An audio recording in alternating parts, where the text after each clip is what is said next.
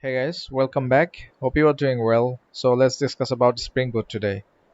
So you may already know that there are different ways one could create an Spring Boot application. So today I would like to address some of the ways that one could actually generate a Spring Boot application. So there are many ways, many different ways. Probably I will just go over a few of them, maybe six or seven. And most importantly, I will just give you the concept, basic concept, and probably will show you how you can proceed with these ideas. And I will not go too deep with these concepts. Okay, so you can consider it as a very much beginner friendly or novice friendly demonstration. I will not get too technical with these topics right away. Maybe eventually or in the future videos, if I have sufficient time in my hand, probably I will go very deep, very in detail with each of the topics. But for now, just let's see how many ways or different ways we could create a Spring Boot application. So as you can see in the agenda section that I have listed down some of the approaches that one could actually use to generate a Spring Boot application. One of those is obviously the Spring Boot Initializr. Another one is the Spring CLI command line interface, which uh, uh, could be used to easily generate a Spring Boot application right from the command line. And then we have the Gitlab repository platform, source code repository platform, where they provide different uh, framework templates right on the platform. So we could actually create one Spring Boot application right there as well. And also there is a cloud platform called Heroku, and that could be a very handy tool to generate a Spring Boot application and develop it on your local machine and directly deploy it on the cloud platform right away. And also obviously we have the IDE. We use IDE on our day-to-day software development, so obviously IDE could be used to generate your Spring Boot application using the obviously Maven or some other build tool. And also Spring provides tool suite, which we will look into. They have support for different IDEs, and they provide the dependencies or the plugins which could be used to generate a Spring Boot application right from your IDE. And finally, we can also use text editor to generate the Spring Boot application. Actually, we do not need so much fancy configuration in order to uh, write and deploy our first Spring Boot application. So that is basically it. So let's get over one of the all these topics one by one. So Spring Boot Initializer is basically a web-based tool to generate Spring Boot application. I mean the Spring community provide us this web-based solution to actually generate a skeleton Spring Boot application right from their website. Okay, so uh, you can obviously add the dependencies you need in your project, and then download it in your system and start building your application. So this application, what it does not provide you is that it does not provide any business logic or any implementation of any logic. So it gives you the configuration. I mean the boilerplate configuration and the necessary tools that would allow you to run the Spring Boot application without too many configurational headache. Okay, so I suppose you understand what I'm saying. So these textual ideas are taken from their official website, GitHub repository. So you obviously can visit there and check what they are actually talking about. So I would like to show you that this is the official GitHub repository. So If you want to contribute, obviously I would suggest you to go ahead and check there. This is open source project, so you can obviously see the source code. Check that and get the idea how this project is created or written, so that you get the idea how Spring Boot Initializer is working. They have this project itself has different modules, so probably I would make one video on this Spring Boot Initializer modules and how they can be how you can create your own sort of like initializer right on your system and probably generate your Spring Boot application with the CLI using your own Spring Boot initializer. I mean, that should be actually built on top of this one. Obviously, you can do some tweaks and customization. That's all you could do, because there is no reason why you should write this whole initializer from the scratch. Okay, so that's what I meant.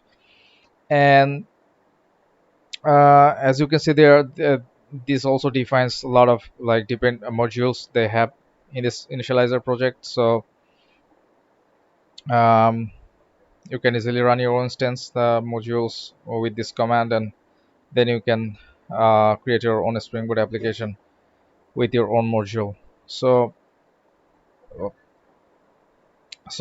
without further ado, let's get to the Spring Initializer website and then create one Spring Boot application from here. So as you can see, they have lots of like options to choose from, like project, what sort of build tool you are gonna use in your project. So by default it's Maven project, and also you can probably choose one of these three JVM based programming languages for building your Spring Boot application. So by default it's Java. You could also use Kotlin or Groovy, and the Spring Boot version, release version you wanna use. So they have different release versions here. So by default it's chosen 2.5.4 during the time I'm recording this video. It can be different, uh, depends on when you actually access this website. And also they provide with some default project metadata. You can obviously change those based on your requirement and your project setup and your organization as well. So for this demonstration I am leaving it as they are now. And packaging, obviously there is two ways you can package your Spring Boot application. One is the jar, another one is the war. By default is jar, let's keep it that way. Java, so they are supporting different Java JDK versions as well. So by default is 11. You could also choose 8 or any latest version that is available on the market. So right now they are supporting up to I mean 3 different versions, 16, 11 and 8. So you can go with any of this. And here is the dependencies section. You can obviously add the dependencies you need for your project. Obviously it's you can without the dependencies you can generate the application as well. And obviously later on, based on your requirements, project requirements, you can add the dependencies later on your build tool as well. So for now I'm going to show you how you can add the dependencies. Just click on this add dependencies section. You will get the list of the available dependencies they are providing in this initializer. So I'm gonna probably go with the um, Spring Web, so that we can write some RESTful endpoints. So let's generate this, and let's gonna save this on our system. So I'm gonna take this one and to move to our one of my um, system directory. So I don't know.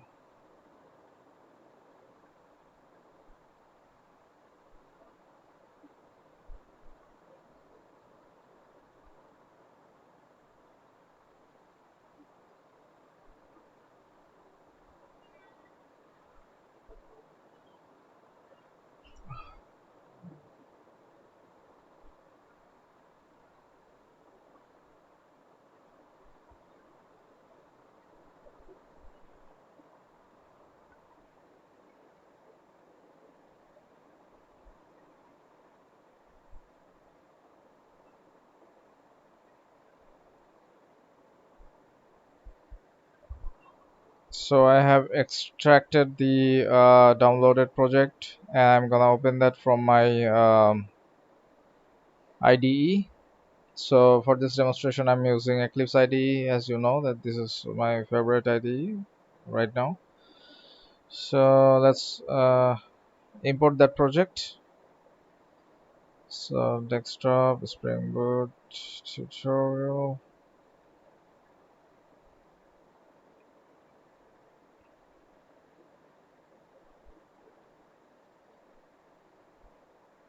So the configuration is ongoing.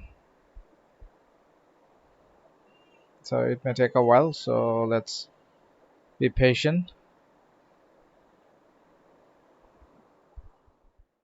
So the project import is done. So let's try this out. So let's check our the application main class.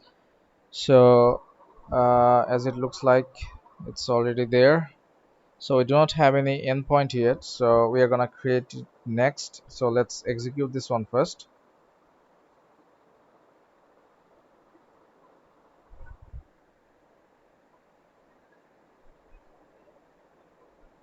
So just check if this application is running on the default 8080 port while we execute this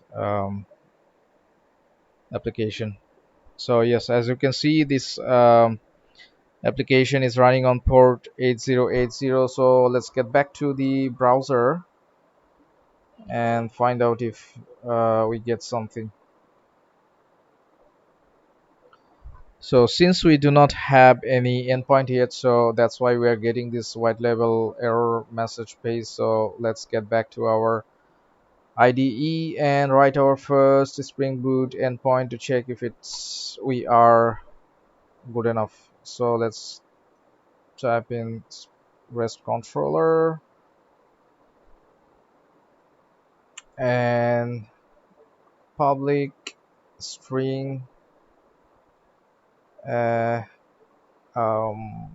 let's say index return hello Spring Boot in 2021. So this is get mapping. So I'm gonna define that get mapping here. So now let's get back to our console and shut down the process that is running. So let's run this again.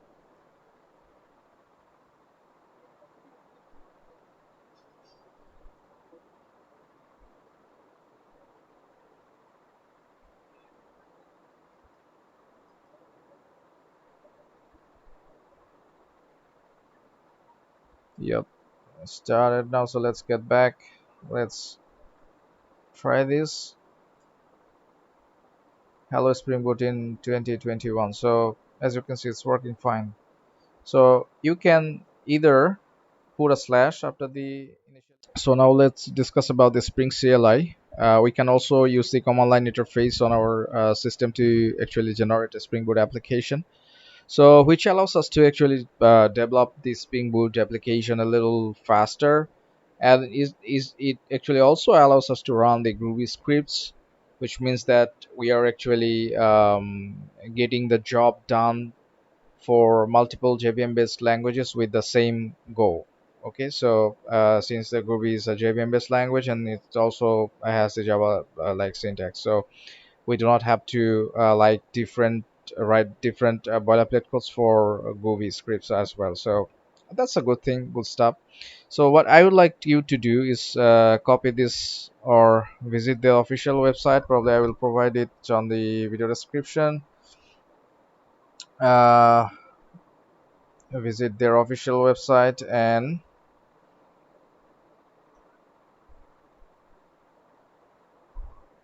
okay, they will this documentation has the step-by-step guide how you can actually install the CLI on your machine. So first and foremost, you need to check your Java version. If it's less than 1.8, it probably will not work on your machine. So what I would like you to do is just uh, open your command prompt and type in Java version, and then you will get the default version on your system. And also you can check the Java compiler version, which can be different. You can set a different compiler for your Java installation. So check that. We need both 1.8 class in order to actually work with the this Spring Boot CLI latest version. So uh, and also this documentation suggests that we have build tools like Maven and Gradle with some minimum versions. So go ahead and check that from the official website, and also they have information about the server containers that the Spring Boot supports for different embedded app servers. And so they are mentioning that there is different ways you can actually go ahead with this installation.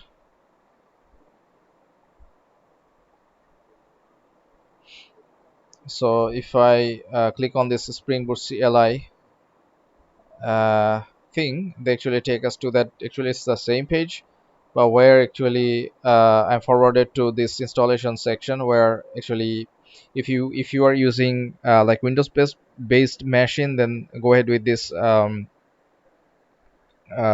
Spring Boot CLI for Windows, which ends with the .zip extension. And if you are using the Nix based operating system, then go ahead with this tar.gz file. So let's download one of these.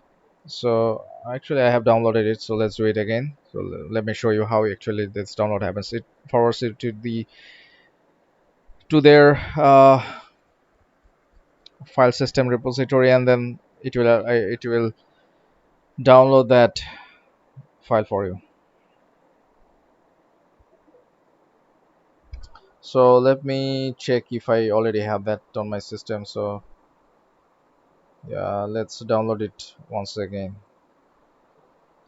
Yep. So as you can see, the pop-up window opens up, then click OK, which will start the download. Okay, so let's wait for the install to be finished, and then we discuss further.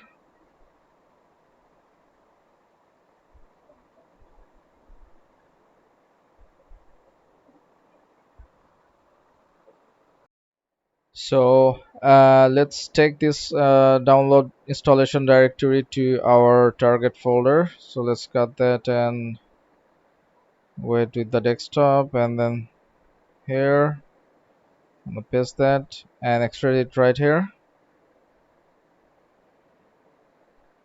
So the documentation suggests that we read the installation.txt file to get the further instruction with this installation process. So what they are saying is that this you should have the should check the Java version, because as I have mentioned that it requires the Java 1.8 plus version at least to work with the CLI.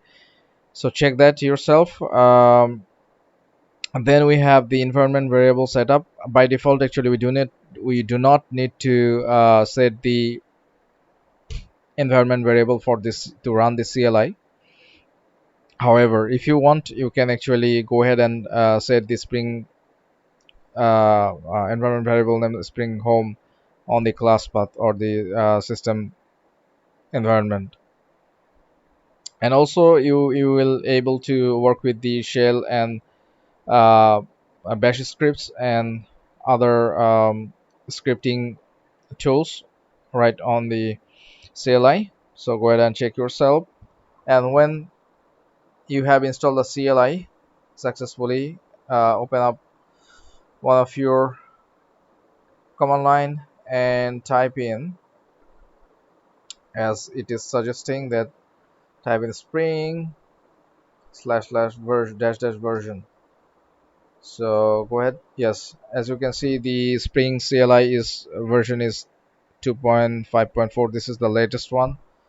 Let's verify it from our documentation, or from the documentation. As you can see, it's 2.5.4. So we have been able to install the CLI on our system. So let's now check actually how actually we can um,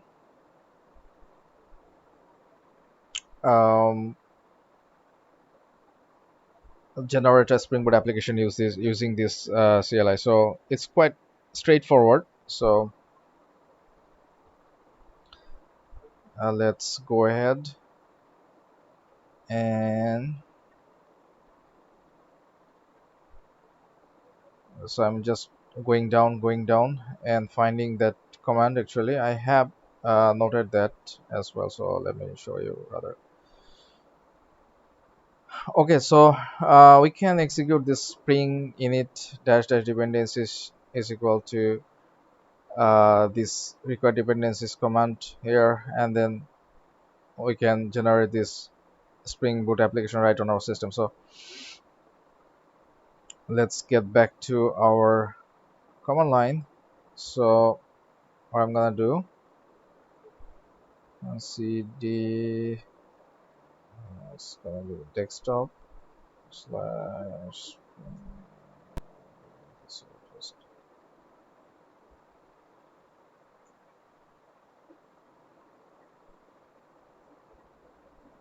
Okay, so let's check the available dependencies that Spring Boot provides us. Okay, so in order to check that, what we can do, I'm gonna just, let's see if I can make it a little bigger.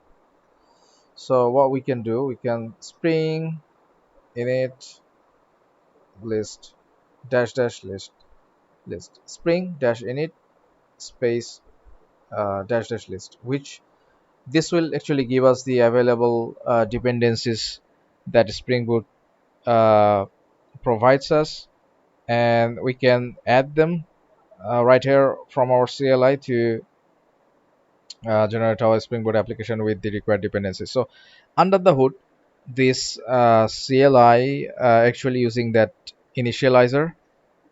Okay, so when we are gonna command it to generate a Spring Boot application for us, under the hood actually it will request the Spring Boot initializer and get that uh, work for it and provide us the Spring Boot application right on our system. So that is basically it. So as you can see, the list is pretty comprehensive, and with the description, go ahead and check it by yourself. So what I'm gonna do, I do not want to waste too much time of yours. So what I'm gonna do, I'm gonna copy the command from my documentation and go with the half of it. And so I'm gonna go with this. So even I can type in, that's much better, I guess. So type with me, spring init slash slash dependencies is equal to web. So using service at https colon double slash start.spring.io, as I said, that under the hood actually it's giving you that or using that Spring Boot initializer under the hood. So content saved to demo.zip. So if we get back to our directory Spring Boot tutorial, then we will find that we have a demo.zip file that was created by the CLI command line interface. Okay, so what I would like to do, I would like to extract it here, basically the same thing. Okay, just to show you that it also works. So if I get back to our IDE, and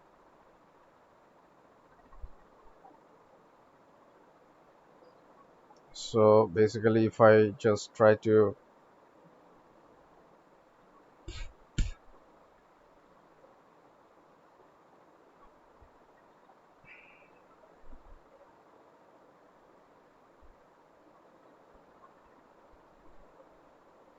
so basically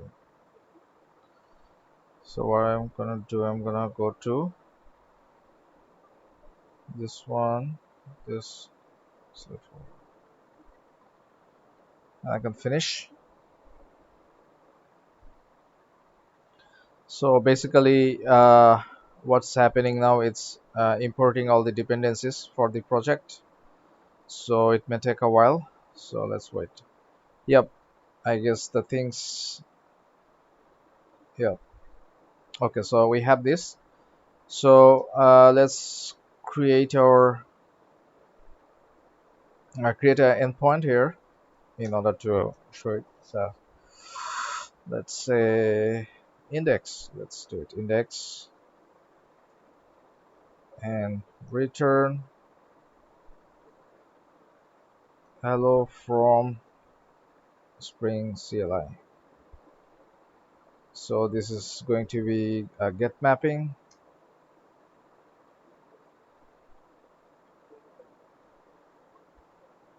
So looks like my system is hanged. Ah, okay.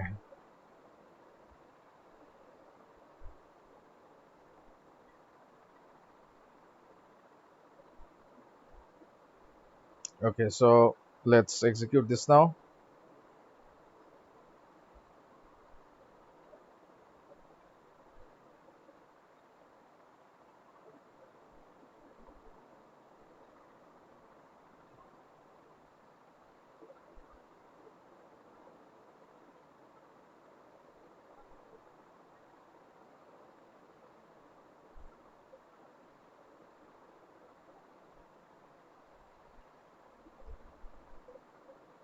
So as you can see, the application has been started. So let's get back to our browser and open up a new tab and type in localhost 8080 with uh, something like that. So it's showing us an error that is basically okay. So we can actually add one thing here.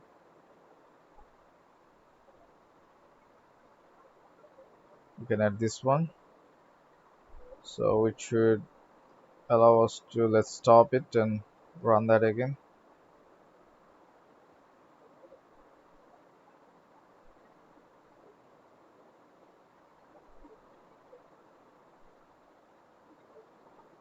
So we did not mention any endpoint here. That's why we were getting that error message, because the service does not know, the application does not know that what sort of request actually we want to execute. So if I get back here now and then try to execute it, so it's still showing me the error. Do you know why? Because I did not command our application to be a REST application. So if I say REST controller, so if I go back, okay, so now if I stop it and coming in, execute this one.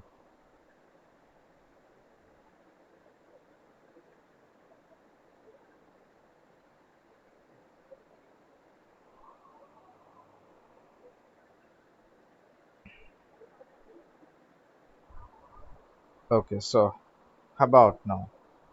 Will it work? I suppose it should. Viola.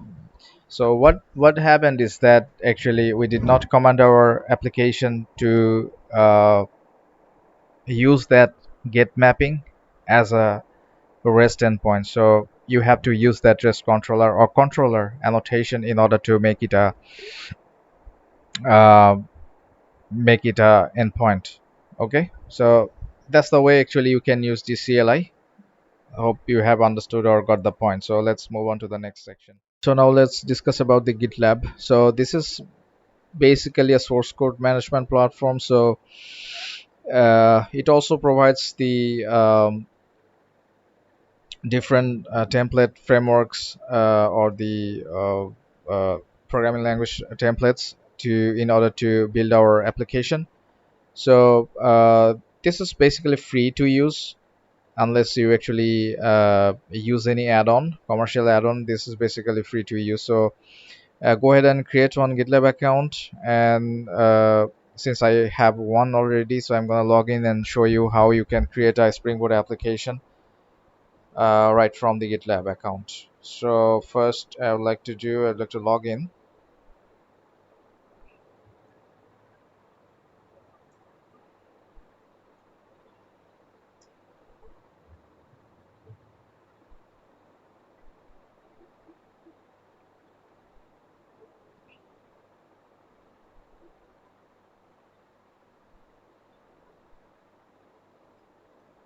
And this is basically your dashboard where you get the list of your projects, and from here you will find new project section. Click on there,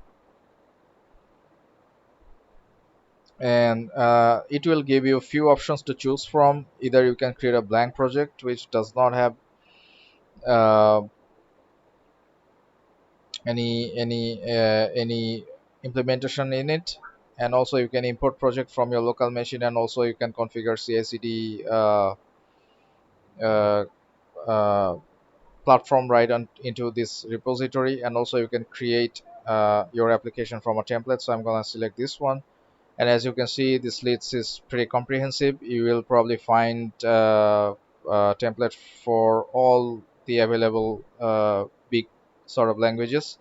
So what I'm gonna do is I'm gonna select this one, Spring.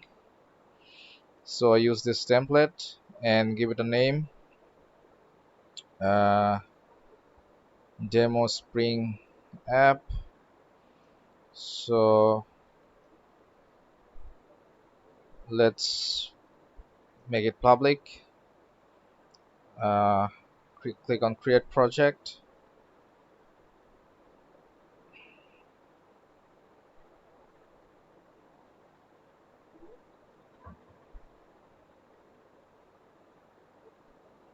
So what I'm gonna do now, I'm gonna clone this with HTTPS. So let's get back to my folder. Okay, so here, this.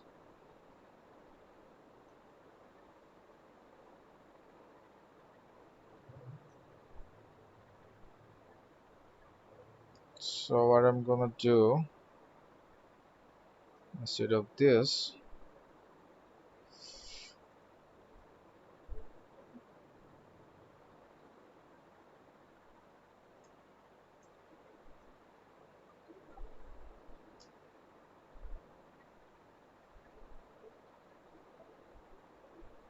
okay, so now we have uh, this project. So now let's open this up from the our favorite IDE, and so, I don't know, select this folder, click finish. So let's close this one first.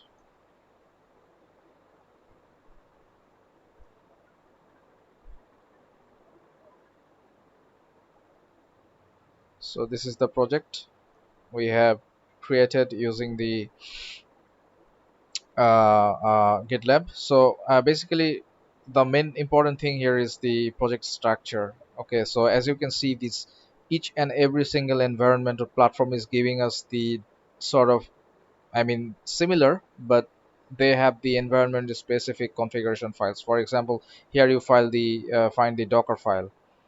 Okay, so you can easily set your deployment pipeline configurations here. Okay, so this is one important thing here. So, and it also comes with a very basic endpoint as well. So let's execute this one. So I'm not gonna need to add any code here since they are giving us some endpoint right away.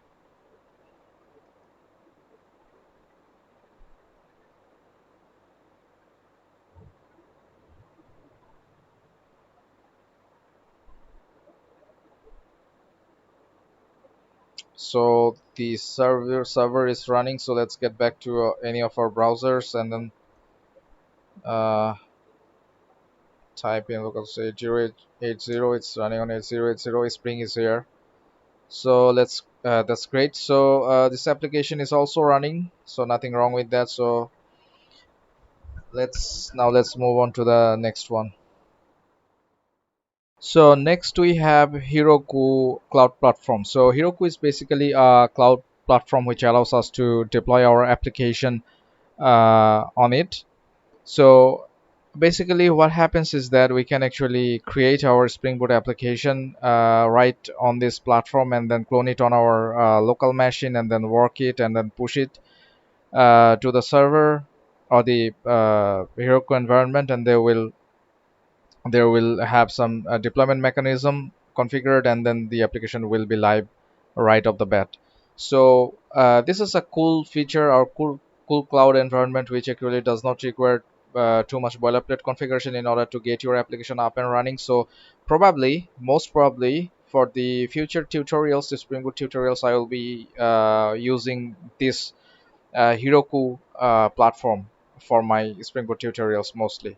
So I do not want to go with too detail with the Heroku overall architecture and all this configuration right off the bat. So what I would like to do in this demonstration is that I'm gonna show you how you can create a Spring Boot application using this Heroku CLI and then deploy it on your Heroku environment. So you can obviously create your Heroku account which is required in order to use it, which is free. You get the free domain with the heroku.com extension, and you can create as many application as you like. Most probably, I'm not sure, I have to verify that, and work on that. And whenever you are comfortable, you have to pay for the scaling and all the plugins and all the metrics you use for your application. You have to pay for that if you want to go for production. So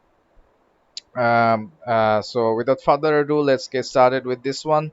So first you need to do is a Heroku account. So go ahead and create one. It's fairly simple, like any other website. You can create a Heroku website almost very easily.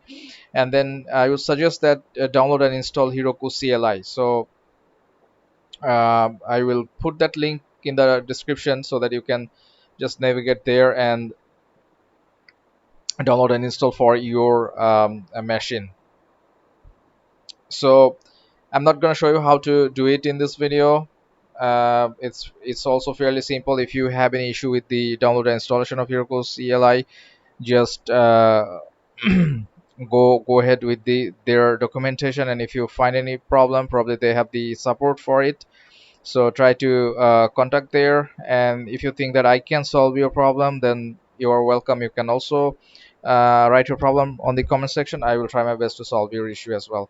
So I have all this set up on my local machine. So what I would like to do is I would like to go to one of my folders. So let's get desktop.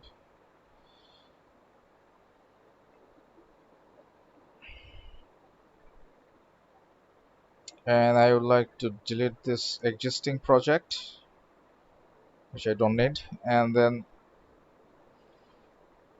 I would like to go with the git bash. So before uh, interact with the Heroku environment from your CLI, you have to at first log into the Heroku platform from your CLI. What happens is that you are actually basically allowing your CLI to actually you're authorizing, okay, your CLI to interact with your Heroku account. So let's go ahead and type in Heroku login. This is the first command you need to put every time actually you close this session. You have to relog in to from your CLI. I mean, if you use your CLI at all. So what happens is that it will take me to a web browser and then ask me to log in, and As you can see, it has verified my credentials, so I am logged in now. So if you close this, the login, the session will be closed. So keep it minimized and go ahead to your folder location, open another terminal instead.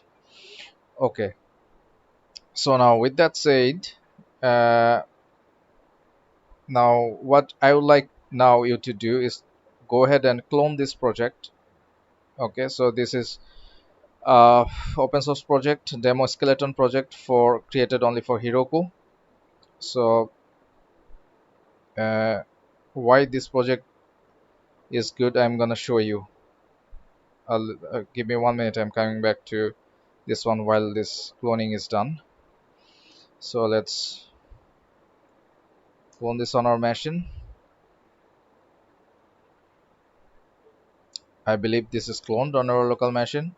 Yes, it is. So let me open it up on my IDE. So mm, mm, mm.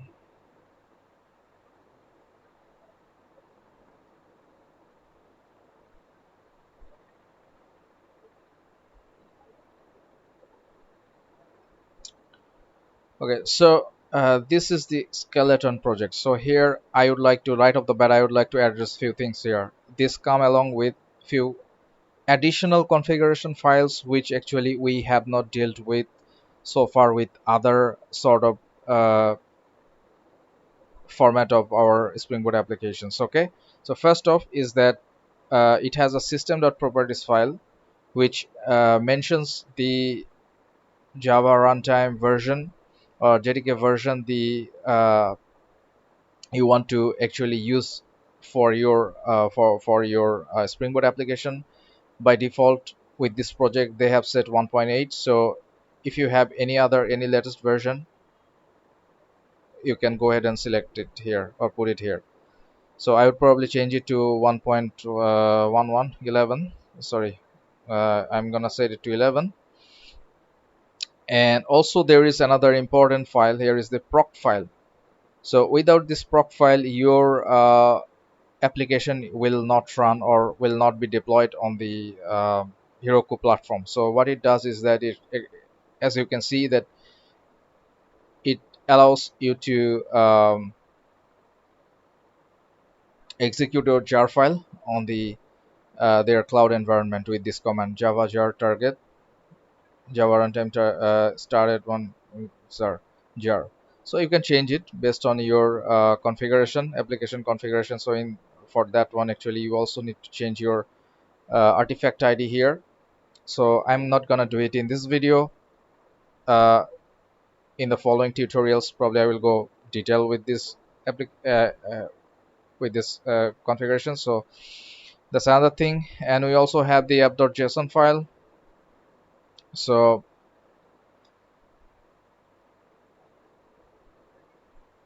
we can also open it up and check what it actually provides. So start on Heroku Java, it provides some metadata about the application. And add-ons, as you can see, add-ons is provided Heroku PostgreSQL. Okay, so it has some configurations with it. And if we check our main class or executable class, they are providing us some basic configuration, database configuration, and also the providing the endpoint as well. So let's change this one instead of index. Okay, so let's create one. So this index actually will forward to the, okay, so before changing it, let's go with this example first. Okay, so what I need to do is I need to cd java getting started. So do we have the, so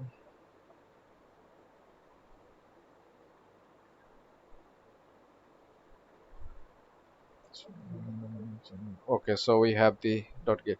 Okay, so another file that we need to actually take care of or we need to think of .env. It provides us .env file because sometimes we do not use any hard-coded variable. Instead of using the hard-coded variable right in our source code, we can actually um, uh, work with the .env file and then use it on our code instead.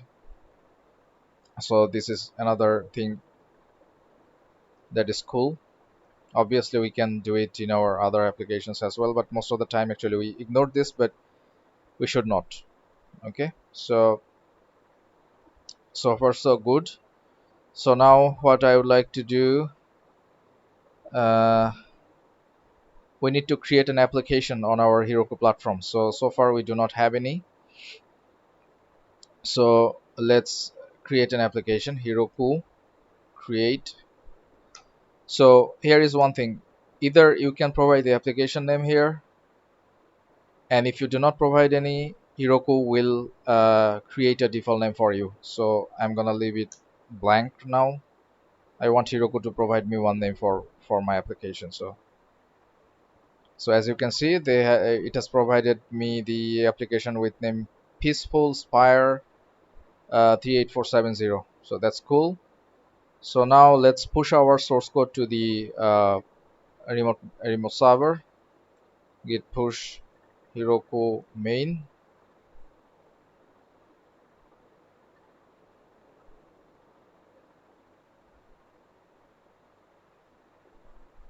As you can see, it's showing okay, so it's building now.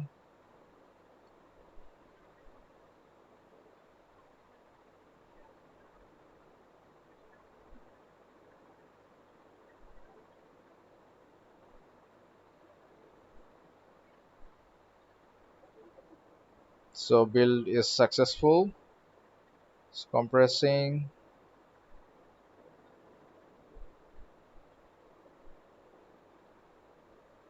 So it has given us the application URL here that's deployed on our on the Heroku. So peaceful spire 838470.herokuapp.com. So you are getting their your domain with their domain extension. So that's cool. The verification, the deployment is done successful without any error.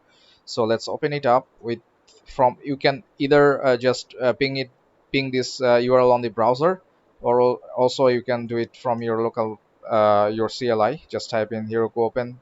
It will open up on a browser. So as you can see, the application is up and running. Great. So now let's make one change now. Okay, so our configuration and application is working just fine. So let's add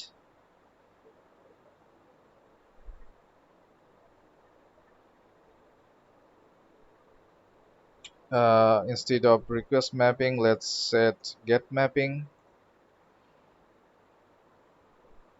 Hello, and I'll change the name to message, and instead of forwarding to any index page, let's put it in hello from Heroku app, Heroku cloud platform. Thanks to Ashik's tech blog. Okay, so before this time, before deploying to our remote server, let's build and run on our local machine. Okay, so what I would like to do is like to get back to our command prompt, and what I would like to do, run the mvn clean install.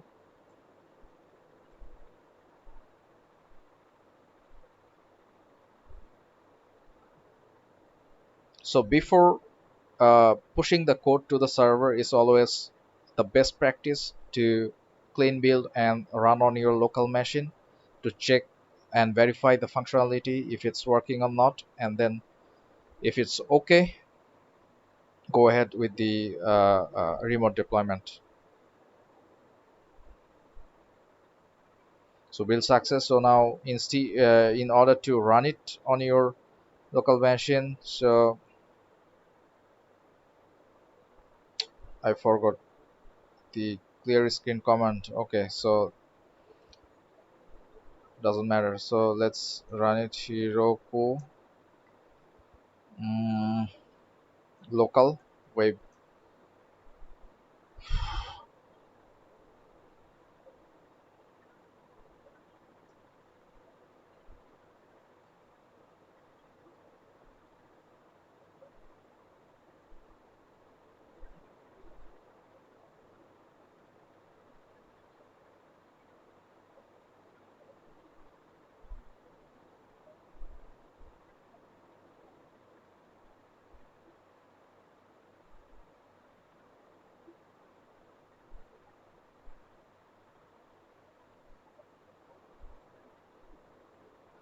Okay, so now if we navigate to a browser, so actually I would like to open it on Firefox,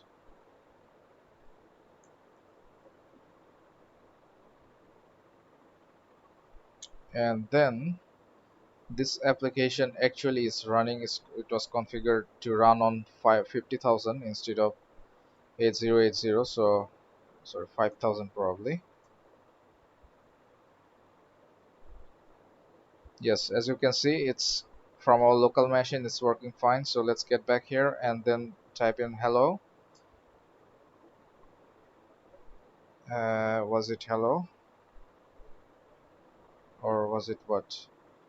Hello.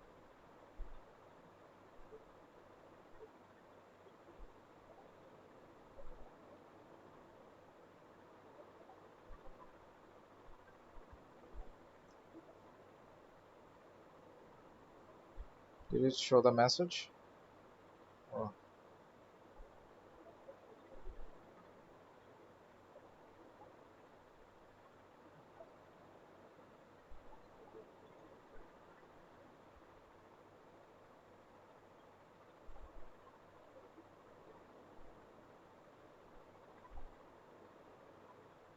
okay, so let's clean build and run again.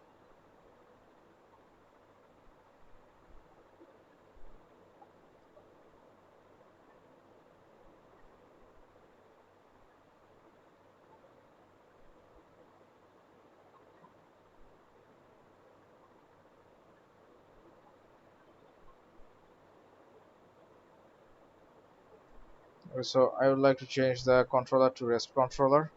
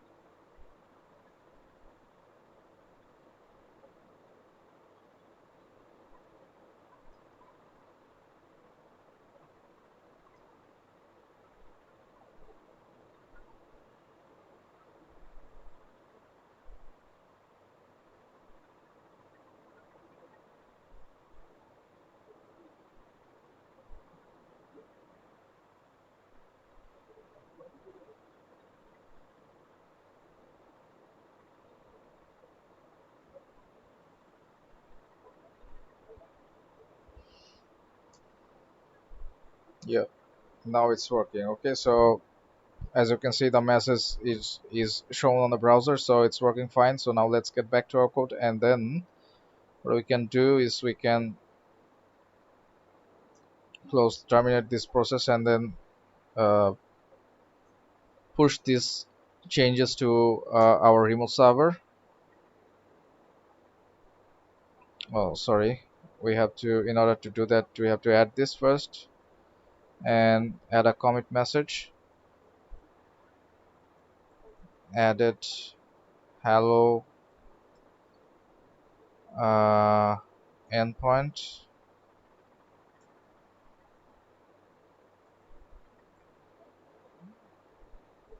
Now we can actually do it.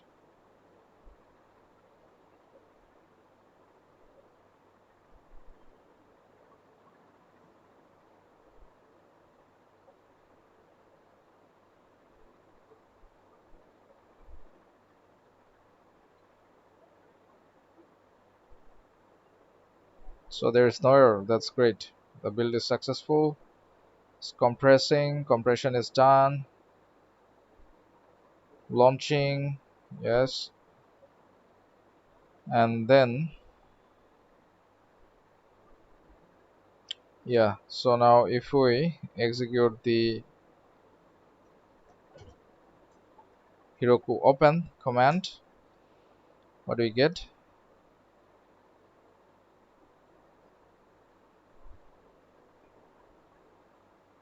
So here we get this one. For some reason it's showing index instead of the website. So how about the hello? We need to fix that. But the interesting thing is that we are getting this, our endpoint is working fine on the remote machine. So it's great stuff. So this is how actually you can actually use Heroku to build your application and deploy it on the cloud platform without too much boilerplate configuration. So that's one way you could consider building your commercial project. So let's move on to the next one. So next we have the Spring tool suite, which allows us to write our Spring Boot application using the provided plugin that is supported in different IDEs. For example, they have the support for Eclipse. So if you navigate to this website that I will provide actually in the description, so you will find the downloadable binary file for different IDs. For example, for Eclipse, for Visual Studio, and for Thea. So this using this Spring Tool suite, you can develop your Spring Boot application with your preferred IDE as well. So I'm not going to download and show you how to build the Spring Boot application with this one. Probably this is your assignment. Go ahead and try it by yourself. So I'm going with the next and the last option, which is the text-based without any IDE, how we can actually generate this Spring Boot application. And finally, last but not the least, we have the text editor-based Spring Boot generation. So this is basically dependent on the Spring CLI that we have installed on our system. So this is quite straightforward as well. So what I am going to do, I'm gonna keep it very simple. I have opened up my IDE where we have lots of codes here. So what I'm gonna do, I'm gonna create main class. Let's copy this one. Let's say this demo application just created on the last section. So I'm gonna copy this and put it right on the desktop. So as you can see, there is nothing, uh, I mean no support for this Java class. It's a flat Java class here. So what I'm gonna do now is I'm gonna open a terminal, I mean the command prompt. So now what I'm gonna do, I'm gonna clear the screen and get back to my desktop. And so what I'm gonna do, I'm gonna type in spring run DemoApplication.java. That's it. That is it. Nothing else. If I just gonna execute this main class or this Java file, what I get? Let's see.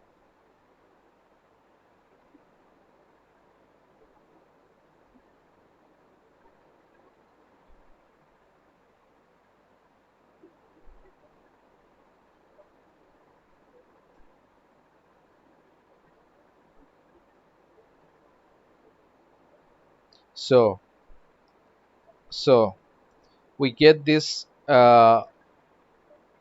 application running on our port 8080. So let's get back to our uh, browser and try it. So let's go there, type in localhost 8080. Spring is here, so let's change the message. So let's where I want to get back to my desktop. So what I mean by the text editor based is that actually we actually do not need to rely on an IDE in order to run and develop a Spring Boot application. Okay, so this is what I mean. I hope you understand what I actually meant by this. So IDE free Spring Boot development. So let's save it, get back to our terminal. What I want to do is I want to terminate and then restart.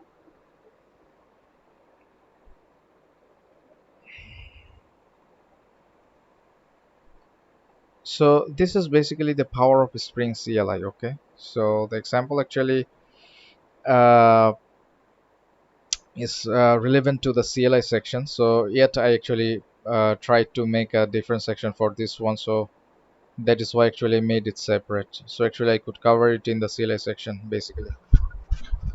So as you can see, there is no error yet. We are getting this application is still up and running. So let's get back to the browser and